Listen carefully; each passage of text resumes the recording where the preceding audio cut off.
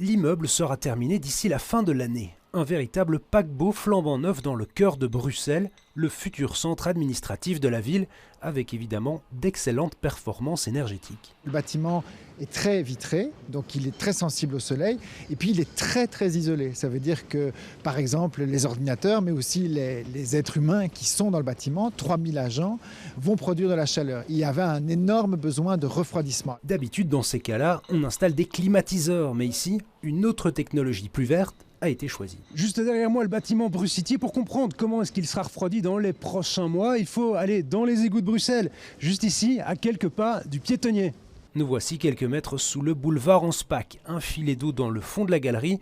L'odeur n'est pas très agréable, mais ce n'est pas elle qui nous intéresse, ce sont plutôt ces tuyaux. L'eau qui coule ici vient d'être chauffée par la chaleur récupérée dans le bâtiment. Ces tuyaux vont circuler d'abord le long de la paroi de l'égout pour être branchés sur les échangeurs de chaleur que vous voyez placés dans le flux même de l'eau d'égout.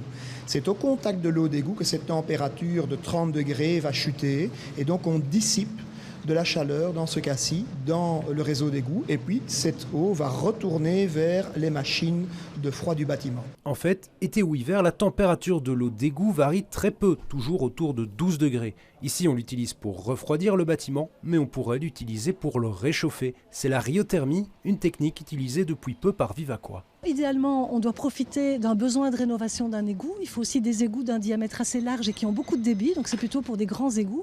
Mais si nos partenaires acceptent de financer, comme c'est le cas avec la ville de Bruxelles, on peut aussi implanter des échangeurs dans un égout en bon état, ce qui est le cas ici. Une technologie prometteuse, d'autant que Bruxelles compte 2000 km d'égouts.